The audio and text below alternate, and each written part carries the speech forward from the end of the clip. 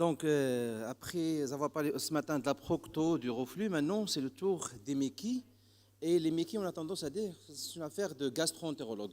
Bon, quelle est la place du généraliste dans la prise en charge de ces maladies inflammatoires chroniques de l'intestin? D'abord, les méquilles, vous les connaissez, c'est des maladies inflammatoires chroniques de l'intestin.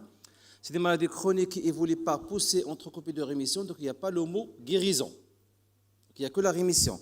Et c'est des maladies qui se caractérisent par des signes extra-digestifs et digestifs, à tel point qu'on les appelle des maladies de système. La physiopathie, malheureusement, elle est multifactorielle. Il n'y a pas de physiopathologie qui est claire. Là, c'est un schéma qui est assez complexe, qui fait intervenir plusieurs facteurs, la génétique, l'environnement, le tabac, les bactéries, le stress, et tous ces phénomènes-là aboutissent à une perturbation de l'immunité, ce qui va déclencher les symptômes muqueux, les symptômes cliniques. Donc le fait que cette physiopathie est multifactorielle, jusqu'à maintenant, en 2019, il n'y a pas de traitement curatif. Le traitement est simplement suspensif. Le but, c'est d'avoir une rémission durable, une rémission à la fois clinique, biologique, endoscopique et radiologique. La prise en charge, elle est multidisciplinaire. Et sincèrement, le généraliste se met au premier. C'est le premier qui va voir le malade. Ensuite, on aura le gastro, le radiologue, l'anapathe, le réanimateur et même d'autres spécialistes, le psychiatre, l'ophtalmo, le rhumato. Donc c'est une pathologie multidisciplinaire par excellence. La RCH, c'est une atteinte du rectum et du côlon, donc jamais d'atteinte du grêle. C'est une atteinte ascendante à partir du rectum, atteinte qui est continue sans intervalle de muqueuse saine, atteinte superficielle et se caractérise sur le plan clinique par le syndrome dysentérique, ténesme, épreinte, faux besoin. Et surtout, il y a un risque, comme je ne dirais pas important, mais un risque réel de cancer colorectal. La maladie de Crohn, au contraire de la RCH, elle peut toucher tout le digestif, depuis la bouche jusqu'à l'anus. Atteinte segmentaire, donc on peut avoir une atteinte colique, ou bien une atteinte grélique, ou bien une atteinte étendue, et sous forme de segment, atteinte qui est discontinue, atteinte transmurale en profondeur, contrairement à la RCH. Et les polymorphes, il y a plusieurs symptômes en allant de la diarrhée chronique jusqu'à la douleur abdominale, avec possibilité de fistule, sténose et abcès. Et contrairement à la RCH, l'anus, elle est parfois atteint. Et ce matin, en procto, j'ai insisté sur le fait que parfois, il y a des lésions proctologiques qui méritent une attention en pensant à la maladie de Crohn. Et là aussi, il y a un risque de cancer colorectal. Maintenant, la question est à la salle. Parmi ces moyens de prise en charge des méquilles, dans lesquels on retrouve le généraliste. Est-ce que c'est dans la suspicion clinique, ou bien diagnostic biologique, ou bien la confirmation diagnostique, ou bien le bilan préthérapeutique, le traitement, la surveillance traitement, ou bien l'éducation thérapeutique. Donc, pour annoncer le couleur d'après vous, quel est l'aspect qui ne relève pas du généraliste? Parmi ces éléments-là, quel est l'aspect qui ne relève pas du généraliste? Le traitement, confirmation diagnostique. Ça suppose que les autres généralistes ont une place importante. On va voir. Donc, les méquilles, il faut savoir y penser. Devant un contexte particulier, devant des signes digestifs et extradigestifs. Le contexte, généralement, c'est un individu qui est jeune. Souvent, le stress comme facteur déclenchant de la maladie ou bien déclenchant des poussées. Les ANS peuvent révéler ou déclencher une poussée. C'est une maladie parfois familiale, donc il faut chercher dans la famille ces notions de méquilles dans la fratrie. Et le tabac, il est protecteur pour la RCH. Je ne demande pas de fumer, mais il est provocateur de la maladie de Crohn. C'est un facteur favorisant dans la maladie de Crohn. Les signes digestifs sont polymorphes. Donc il faut savoir penser à une méquille devant des rectorragies chroniques ou bien un syndrome dysentérique chronique. Un syndrome dysentérique aigu, en principe, ce n'est pas la RCH, c'est une infection. Et au Maroc, c'est l'amibiase. Devant une diarrhée chronique, surtout si elle est glérosanglantes. Devant des douleurs abdominales persistantes, surtout si elles sont nocturnes et diurnes.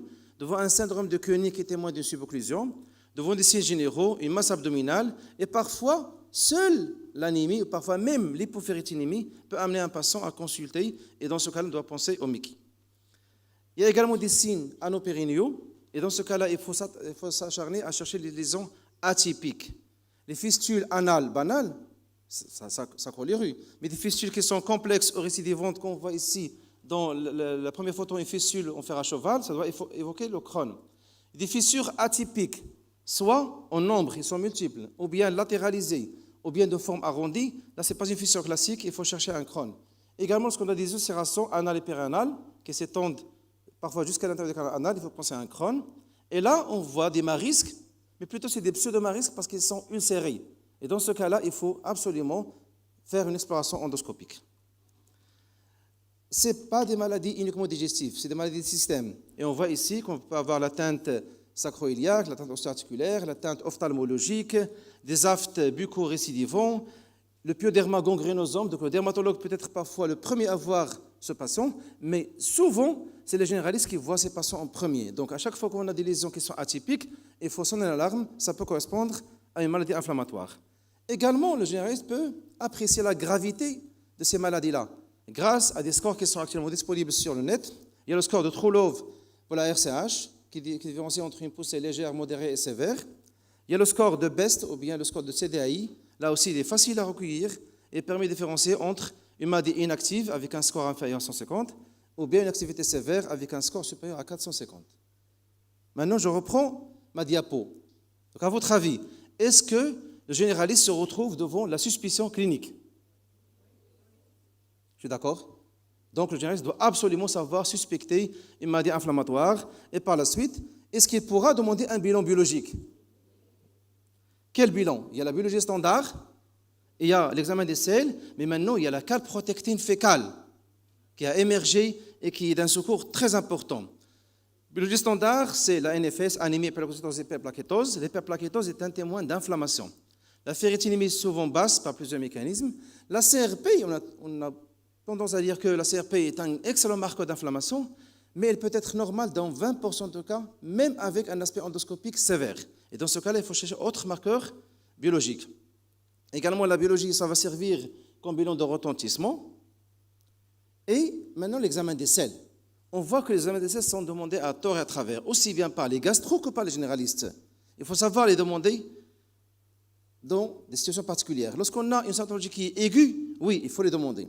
Mais lorsqu'on a des symptômes qui sont chroniques, l'examen des selles va servir uniquement comme un diagnostic différentiel et pour chercher une surinfection. Je m'explique. Quelqu'un qui vient en consultation avec un symptôme dysentérique qui remonte à 3 jours, ou bien une diarrhée gléro-sanglante depuis 3 jours. Là, je peux demander l'examen des selles, l'examen parasitome et la coproculture. Mais quelqu'un qui présente ça depuis 2 mois, 3 mois, l'examen des selles dans ce cas-là cherchera uniquement à éliminer une surinfection associée. Et les indications, généralement, dans la littérature, on nous dit que l'examen des selles est à demander en cas de forme inaugurale de la maladie, quelqu'un qui n'est pas connu porteur de Mickey et qui vient d'installer ses symptômes, en cas de colite grave et en cas de résistance au traitement. Mais, ça c'est la littérature. Mais au Maroc, nous sommes un pays d'endémie de l'amibiase. Donc à chaque fois qu'on a un syndrome dysentérique, il faut demander l'examen des selles avec recherche d'amibiase. Maintenant, la calprotectine fécale, c'est ça la nouveauté. Je pense que vous avez déjà commencé à demander ce bilan. Principal intérêt, on va voir, c'est différencier entre une maladie organique et un trouble fonctionnel. C'est apparu depuis 1980. Ensuite, il y a plusieurs études qui ont confirmé sa place, aussi bien chez le gastro-entérologue, pour différencier entre une MICI ou bien un syndrome d'intestin irritable, et la confirmation diagnostique, bien sûr, se fera par l'imagerie et par l'endoscopie. Et on voit ici que les chiffres de sensibilité et spécificité sont assez élevés pour dire que cette analyse peut différencier entre une maladie organique et fonctionnelle. Là, une étude qui a été faite sur à peu près 1000 patients chez les généralistes, chez qui les patients consultent pour des symptômes digestifs. Et là, on voit que le seuil de 50 microgrammes permet d'orienter fortement vers une pathologie organique. Encore plus, un seuil de 150 oriente largement, presque à 100% vers une pathologie organique, ce qui permet de réduire les demandes de coloscopie, d'autant plus si on est un pays, d'ailleurs même au Maroc, l'accessibilité à l'endoscopie n'est pas toujours possible, si on peut réduire ces demandes-là, étant donné que c'est un geste qui n'est pas toujours disponible et qui est invasif, ce serait une très bonne chose. Maintenant, quels sont les seuils de la calprotectine fécale? Je m'excuse, je me suis attardé parce que c'est un bilan très important qui permet de différencier entre 2 pistes complètement différentes. Pour vous, généralistes, gardez le seuil de 50 microgrammes. Si vous avez un patient qui a des symptômes digestifs, on va voir par la suite, qui impose cette recherche, si inférieur à 50, c'est plutôt fonctionnel, plus de 50, c'est plutôt organique, et dans ce cas-là, il faut explorer.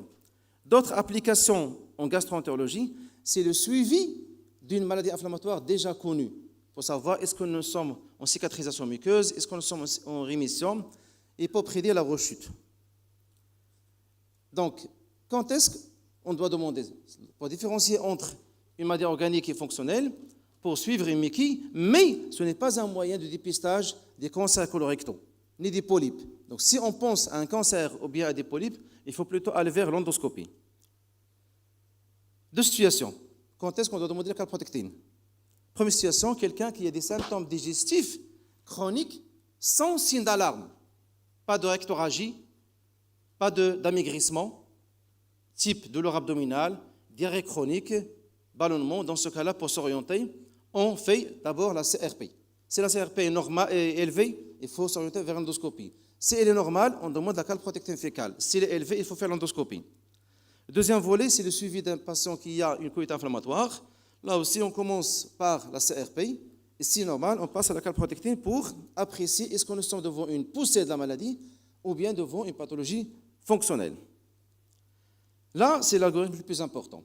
Quelqu'un qui vient consulter chez le généraliste ou bien le gastro-entérologue, elle a des symptômes cliniques digestifs. Premier élément, est-ce qu'elle a des signes d'alarme? Si oui, c'est l'endoscopie. S'il n'y a pas de signe d'alarme, on demande la calprotectine fécale. S'il est supérieur à 150, demandez une coloscopie. S'il est inférieur à 50, c'est une pathologie fonctionnelle, c'est la colopathie fonctionnelle. S'il est compris entre 50 et 150, cherchez les éléments qui augmentent la calprotectine, les EPP, les AINS et une infection intercurrente. Et on refait le dosage plus tard. Donc gardez le chiffre de 50 inférieur auquel il n'y a pas de maladie, plus de 150, très probablement il s'agit de maladie inflammatoire. Donc je reprends maintenant ma diapositive. Est-ce que le généraliste a une place dans le diagnostic biologique? Largement. Largement. Tous les bilans que je viens de demander peuvent être demandés par le généraliste. Maintenant, la confirmation diagnostique. Pour la RCH, c'est l'endoscopie, rectoscopie et l'écoloscopie pour voir ces aspects-là que vous voyez. Une muqueuse qui est érythémateuse, ulcérée. Le Crohn, puisqu'il atteint tous les digestifs, on peut faire une fibroscopie, une coloscopie, une entéroscopie et même une vidéocapsule. Vous voyez la capsule en bas, elle permet de voir le grêle. Elle est disponible actuellement dans plusieurs centres marocains, dont celui de Fès. L'histologie, c'est très important. D'ailleurs, maintenant, les mutuelles commencent à nous exiger une anapathe qui confirme la maladie. Sinon, les patients ne sont pas remboursés. Donc, pour la RCH, c'est les abcès cryptiques. Et pour le Crohn, c'est les granulomes. Pour la radiologie, urgence, un patient qui vient consulter, il est connu porteur de RCH, ou bien il vient pour la première fois avec des douleurs intenses. Il faut demander d'abord l'ASP pour chercher l'urgence qui est la colectasie aiguë, qui est une urgence chirurgicale. Donc il faut faire une colectomie d'urgence. Donc un généraliste peut tiquer sur ce cas-là et faire le nécessaire pour éviter le pire. Là, des explorations radiologiques, il y a l'échographie, mais l'échographie aux mains de quelqu'un qui est expérimenté, qui a l'habitude de voir le grêle et le côlon. Il y a le scanner, l'entéro-IRM. Qu'est-ce que j'ai supprimé ici? Il y avait une image que j'ai supprimée. À votre avis, quelle radiologie n'a plus de place actuellement dans l'avant-barité et... Non, l'ASP, si, l'ASP. En cas d'urgence, c'est obligatoire. TOGD, l'avant-barité et le transit du grêle. Et il n'y a plus de place. Avec les moyens d'image actuels, que ce soit l'IRM ou bien le scanner, il n'y a plus de place à ces radiologies qui sont assez irradiantes. Maintenant, la question, est-ce que le généraliste peut confirmer un diagnostic? En principe, non, sauf en cas d'urgence, en demandant un ASP pour éliminer une colectasie. Mais généralement, c'est l'affaire du spécialiste, que ce soit le gastro, le radiologue ou bien un apathe. Maintenant, les traitements. Les traitements, puisque les MICI sont multidisciplinaires, la stratégie elle est à la fois à court, moyen et à long terme. On a le traitement d'attaque et le traitement d'entretien qui peut durer toute la vie. Il y a plusieurs objectifs. C'est une meilleure qualité de vie, changer l'histoire naturelle de la maladie pour avoir moins de complications et surtout avoir une rémission durable, une rémission parfois profonde, une rémission clinique, biologique, endoscopique et même actuellement, on espère avoir une rémission histologique parce que c'est la seule garante de diminuer le risque de cancer colorectal. Il y a plusieurs objectifs. Il y a celle de patients qui cherchent à être bien dans sa peau, à n'avoir pas de maladie, alors que le médecin cherche à éviter la chirurgie, à induire une rémission profonde, éviter les complications, éviter la toxicité. Et bien sûr, tout ça, ça doit se faire en discussion avec le malade. Il faut discuter des stratégies. Fini le temps où le médecin, c'est le médecin qui sait tout. Il faut discuter avec le patient. C'est comme ça qu'on a une adhésion du patient au traitement. Et l'objectif, avant, on disait qu'il faut absolument avoir un patient bien sur le plan clinique. Lorsque j'ai commencé ma spécialité, à la consultation, je dirais au patient, combien de fois vous allez aux toilettes? Est-ce qu'il y a du sang? Est-ce qu'il y a de l'air? Est-ce qu'il y a de l'air abdominal? Et ça s'arrête là. Pour moi, c'est un patient qui est très bien. Mais il y a une mauvaise concordance entre les scores cliniques et les scores endoscopiques et histologiques. C'est pour ça, maintenant, on cherche à avoir une rémission sans corticoïdes, moins d'hospitalisation, moins de chirurgie, et dans le futur, on cherche à avoir carrément une cicatrisation histologique pour prévenir le cancer. Les traitements, ça dépend de la maladie, localisation. Les traitements directites ne sont pas les traitements des formes étendues. Ce n'est pas le traitement du Crohn ilial, ni le traitement du Crohn colique. Il y a également, le traitement dépend de la forme légère, modérée et sévère. Les formes sévères, c'est un traitement injectable, alors que les formes légères, on peut traiter par voie locale. Et est-ce que le patient a déjà pris un traitement antérieur, principalement la corticodépendance? Et le malade. Actuellement, on s'intéresse essentiellement à la couverture sociale. Est-ce que le patient est ramidiste, ou bien knopiste, ou bien CNSS, ou bien assurance? Pourquoi? Parce que les traitements, c'est lourd, c'est coûteux, et il y a des patients qui ne peuvent supporter aucun traitement étant donné leur coût qui est élevé. Donc les traitements, actuellement, on a les aminosalicylés, les corticoïdes, les antibiotiques, les immunosuppresseurs, les anti-TNF et anti-intégrines qui coûtent assez cher, la chirurgie, mais n'oublions pas les soins de support et la transplantation fécale. Ce n'est pas la transplantation hépatique, c'est fécale. Donc, les salicylés, vous les connaissez, c'est pentasa, salcrosine, salazopérine. J'ose les dire parce qu'ils sont seuls au marché. C'est par voie orale ou locale. Et ça se traite à la fois les poussées que le traitement d'entretien. Les corticoïdes, c'est un très bon traitement qui permet de traiter les poussées, mais beaucoup d'effets indésirables. C'est pour ça qu'il faut les éviter au long cours. C'est le seul médicament qu'on ne peut pas prescrire au long cours. Les antibiotiques, là aussi, on a les deux, les quinolones et le métronidazole, avec des risques d'effets indésirables, tendinite d'Achille et parfois même des complications plus graves. Les thiopurines, l'azathioprine et smicaptopurine, surtout une toxicité pancréatique. Le patient, vous avez un patient qui est suivi par un Crohn, et bien sûr, parce qu'il vient, il vient vous voir en premier, parce que vous êtes son médecin généraliste, et bien il vous dit que depuis que j'ai commencé les murelles, ça fait 3 jours, j'ai des douleurs atroces. Ben, à quoi on doit penser? À une pancréatite aiguë secondaire à l'humérelle, qui est la principale complication. Donc on arrête le médicament dans les médias. Il y a également une toxicité hépatique, hématologique, il y a même des risques de lymphome et de cancer, et c'est un traitement qui est d'entretien. Le méthotrexate, c'est la même chose, un médicament avec beaucoup de toxicité hépatique, hématologique et avec un risque tératogène. Les anti-TNF, c'est les médicaments maintenant qui coûtent très cher et qui sont très efficaces et qui peuvent changer complètement l'histoire naturelle. On a l'adalimumab, le golimumab, l'infliximab, certains par voie intraveineuse, donc en milieu hospitalier, d'autres par voie subcutanée, donc en ambulatoire, et le patient même peut l'utiliser à domicile. Les anti-intégrines, le vidéosumab n'est pas encore disponible au Maroc. Et ces médicaments-là posent un grand problème, c'est le risque infectieux. Et au Maroc, c'est la tuberculose. Donc ça suppose qu'il faut absolument faire un bilan préthérapeutique pour éliminer une tuberculose latente. Les soins de support, je passe rapidement, c'est les antispasmodiques, nutrition entérale ou bien parentérale parce que c'est des patients qui sont altérés, l'héparine, l'albumine, la kinésithérapie et parfois les soins de psychiatrie et une bonne diététique.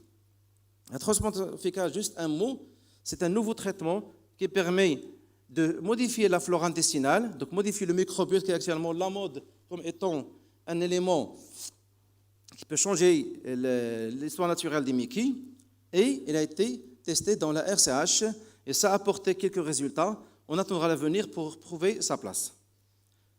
Les indications dépendent, les indications de la chirurgie, c'est surtout les formes graves et les formes qui ne répondent pas à la chirurgie, qui ne répondent pas au traitement médical, et la technique dépend essentiellement de la maladie, Crohn ou bien RCH. Je passe rapidement. Ces médicaments sont des médicaments avec beaucoup d'effets indésirables, avec des risques infectieux, donc il faut absolument faire un bilan préthérapeutique et des vaccinations. Heureusement qu'on a actuellement des checklists qui sont sur l'Internet, sur les sites de Société Savante. Un checklist qu'il faut absolument cocher et dire est-ce qu'on a éliminé une tuberculose, est-ce qu'on a éliminé une hépatite B, une hépatite C, une infection sous-jacente, est-ce qu'on a cherché une contre-indication à ces médicaments-là. Comme ça, on n'a pas le droit à l'erreur. Et les vaccinations, il faut absolument vacciner ces patients parce que c'est des patients qui ont recours à des traitements immunosuppresseurs. Même les corticoïdes est un immunosuppresseur. Donc il faut vacciner les patients contre plusieurs vaccins, contre plusieurs pathologies, mais surtout attention aux vaccins vivants. Si le patient est déjà sous un immunosuppresseur, il faut arrêter le médicament et vacciner le patient par la suite. Maintenant, vous, en tant que généraliste, est-ce que vous pouvez vous occuper du bilan préthérapeutique? Le bilan préthérapeutique, je ne parle pas du traitement. Donc oui, donc on peut faire un bilan préthérapeutique. Par contre, au traitement, c'est un peu lourd. C'est un peu lourd, étant donné la surveillance, étant donné les médicaments qui sont à gestion particulière. La surveillance maintenant, on cherche 3 choses. Surveiller l'activité, est-ce que le patient est en rémission, les complications, le cancer colorectal et la toxicité des traitements. Donc, pour surveiller l'activité, on a besoin de plusieurs moyens. La surveillance clinique, biologique et morphologique, endoscopique et radiologique. Je pense que cette surveillance-là, on peut la laisser au spécialiste parce que c'est lui qui va savoir quand est-ce qu'il va demander les endoscopies. Par contre, la surveillance des traitements qui sont des traitements à effet indésirable, en surveillant la toxicité, en surveillant les médicaments, on peut la partager entre le généraliste et le gastro-entérologue. Le cancer colorectal est une réalité. Les MICI, c'est des facteurs de risque de cancer colorectal, avec des chiffres qui ne sont pas très élevés, mais qui sont un peu supérieurs à la population normale. C'est pour ça qu'il faut absolument dépister les lésions précancéreuses, à savoir la dysplasie. Comment on dépiste? On a l'endoscopie standard que vous connaissez, mais maintenant on a d'autres endoscopes qui apparaissent, jusqu'à avoir une endoscopie avec une image histologique. C'est ça l'idéal qu'on cherche. On cherche la dysplasie par voie endoscopique. Le rythme de surveillance varie selon le phénotype de la maladie. Est-ce qu'elle est extensive? Est-ce qu'elle est ancienne? L'âge du patient? Est-ce qu'il y a des antécédents familiaux de cancer colorectal? Et la surveillance varie de 1 à tous les ans jusqu'à tous les 5 ans. Donc, à votre avis, la surveillance, je mettrai vert ou bien rouge? Vert et rouge. Bravo. Effectivement, c'est vert et rouge. On peut surveiller les traitements, la toxicité, mais on ne peut pas surveiller la maladie et les complications. Maintenant, le dernier volet, c'est l'éducation thérapeutique. Il faut donner des informations correctes, une nutrition correcte, et attention, chez la femme enceinte et l'allaitante, ils vont venir vous voir pour vous demander est-ce que ma grossesse posera un problème, est-ce que les médicaments poseront un problème avec ma grossesse. Donc, d'abord, expliquer, rassurer. On a fait une étude AFES, état des connaissances des patients MICI vis-à-vis de leur maladie. Et parmi 100 patients, nous avons retrouvé 80% des patients ne connaissent pas le nom de leur maladie. Bien sûr, si on ne connaît pas la maladie, on ne va pas adhérer au traitement. Et donc, il faut impliquer les patients dans les différentes étapes de prise en charge, éviter la désinformation. J'ai entendu, j'ai vu sur Internet, il n'y a que de mauvaises informations, et il y a des sites fiables, comme l'association François Petit, qui offre des informations qui sont assez fiables pour les patients. Nutrition, dénutrition, c'est le point majeur des MICI. Une seule règle, c'est éviter les régimes restrictifs. C'est avoir une alimentation la plus normale possible, avec une meilleure qualité de vie. Le seul régime qu'on peut prescrire au moment des poussées, c'est le régime sans résidus. Uniquement au moment des poussées. En dehors des poussées, il faut reprendre une alimentation normale. Donc il n'y a pas de régime sans résidus au long cours. Pas de régime sans sel lors de la corticothérapie pour les MICI, parce que c'est une corticothérapie qui est généralement de courte durée. Tabac et Crohn. Le tabac est un facteur très important dans la genèse du Crohn et dans les complications et dans l'histoire naturelle de la maladie de Crohn. C'est pour ça qu'il faut absolument inviter le patient à arrêter le tabac, et ça a le même effet que les traitements immunosuppresseurs et les traitements anti-TNF. Donc avec tous les moyens que vous voulez, il faut absolument convaincre le patient d'arrêter le tabac. La fertilité chez la femme, il n'est pas différent de la population générale. Il y a des facteurs qui rendent la personne infertile, comme une maladie active ou bien des antécédents de chirurgie. Quand est-ce que la femme doit tomber enceinte? Uniquement lorsqu'elle est en rémission. Donc il faut programmer la grossesse avec la patiente. Je dis toujours à mes patientes que vous avez un mari, moi je suis votre deuxième mari, parce que c'est moi qui vais décider le jour où vous allez tomber enceinte. Sinon, si la patiente tombe enceinte en période de poussée, il y a beaucoup de complications pour la maman et pour le bébé. Quand accoucher, ce n'est pas moi, c'est plutôt l'obstétricien qui va décider. Moi, j'interviens uniquement en tant que gastro lorsqu'il y a une maladie anopérinéale ou bien une maladie active. La transmission des MICI, c'est un fait réel, mais un fait qui est minime, sauf si les deux parents sont atteints de MICI. Et dans ce cas-là, le chiffre arrive à 36%. Maintenant, ma dernière plaque. Qu'est-ce que je mets au-devant de l'éducation thérapeutique? Affaire du généraliste ou bien du spécialiste? Donc les deux. Donc le généraliste a une place très importante. Donc si je vais conclure, la place du généraliste est très importante dans plusieurs volets. Je vois le verre presque dans les 2/3. Donc là, dans la suspicion clinique, le diagnostic biologique, le bilan préthérapeutique, la surveillance et l'éducation thérapeutique. Et souvent, le généraliste, il est le premier soldat au front. C'est lui qui va voir le patient, donc il doit savoir comment le gérer et l'orienter vers le spécialiste, et parfois même le récupérer pour un suivi correct. Merci. Merci, professeur, pour votre présentation. Donc, y a-t-il des questions dans la salle? Oui.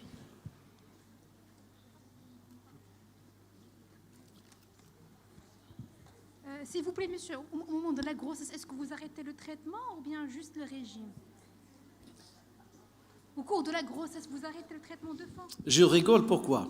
Parce qu'on a peigné pour avoir une rémission. C'est une patiente chez qui on va utiliser plusieurs médicaments pour qu'elle rentre en rémission, pour qu'elle tombe enceinte. Mais si j'arrête le traitement, elle va rentrer en poussée. Et dans ce cas-là, j'aurai des complications pour la femme et pour le bébé. Donc pour les traitements, il y a certains qui sont contre-indiqués. Voilà, le tableau est parti. Il y a certains qui sont contre-indiqués, le méthotrexate et le thalidomide. D'autres, la majorité ne sont pas contre-indiqués. Les corticoïdes ne sont pas contre-indiqués.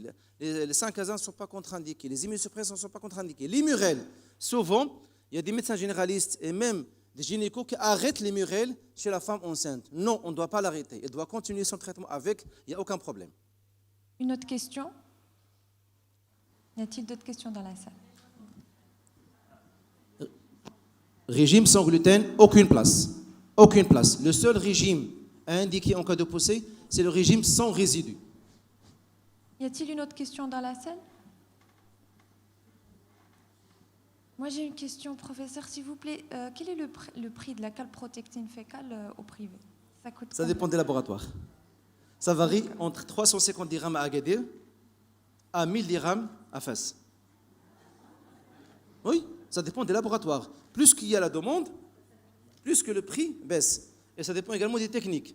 Donc, si j'ose dire, c'est entre 500 et 1000 dirhams. Merci. Mais ça permet d'éviter des coloscopies. Donc, c'est intéressant. Merci. Y a-t-il d'autres questions dans la salle?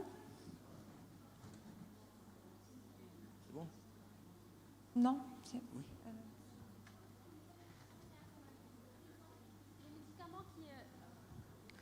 Autre que les anti-inflammatoires, quels sont les médicaments qui peuvent aggraver les MICI? Presque. C'est les anti-inflammatoires principalement, les antibiotiques, certains antibiotiques qui donnent généralement de la diarrhée. Donc ces médicaments-là peuvent déclencher. Mais la plupart des autres médicaments n'ont rien à voir avec les MICI. Une dernière question. Maman. Oui. Micro.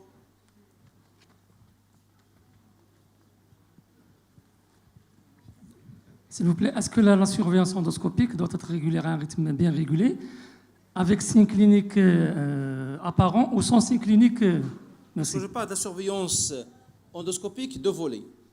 Quelqu'un chez qui on doit savoir est-ce qu'il est en rémission, on doit faire l'endoscopie généralement tous les 6 mois ou bien tous les ans.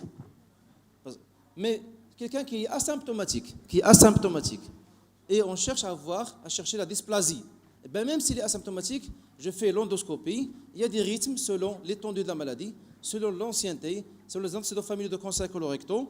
Et dans ce cas-là, ça varie entre une coloscopie annuelle jusqu'à une coloscopie tous les 5 ans. S'il vous plaît, ma question est la suivante.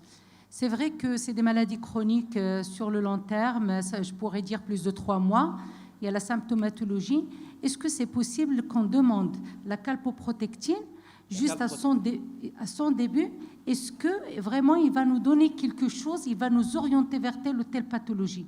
Parce qu'autant qu'on est des échographistes, je peux dire, même tous les collègues, ils sont des échographistes, la plupart du temps qu'on trouve, par exemple, un épaississement dans un endroit donné au niveau du tube digestif, est-ce que cette protéine il pourrait nous renseigner sur la pathologie, qu'il y a vraiment quelque chose? Parce que des fois, je me dis, est-ce que vraiment je devrais me fier à cette protéine ou bien je devrais passer directement à la colonosigmoïdoscopie? Voilà. Je vous remercie. Vous faites une échographie, d'accord? Vous êtes entraîné à l'échographie. Vous voyez qu'il y a un épaississement digestif. Pas de calprotectin fécal. L'endoscopie. L'endoscopie. D'accord? Parce que vous avez vu, il y a un épaississement digestif. Mais la plupart, que ce soit les généralistes et même certains, et même pas mal de gastro, ne sont pas vraiment très entraînés à voir l'épaississement digestif. On voit le foie, on voit la rate, c'est un condition de débrouillage. Et dans ce cas, la calprotectin fécal est très importante. Mais, j'insiste sur le mais, qu'il n'y a pas de signe d'alarme. D'accord? Il n'y a pas de signe d'alarme. S'il y a des signes d'alarme, amaigrissement, anémie, ou bien diarrhée gléro-sanglante, masse abdominale, dans ce cas-là, oubliez la calprotectine, il faut aller vers l'endoscopie. Merci, professeur. Donc, je vais vous remettre votre attestation. Merci beaucoup.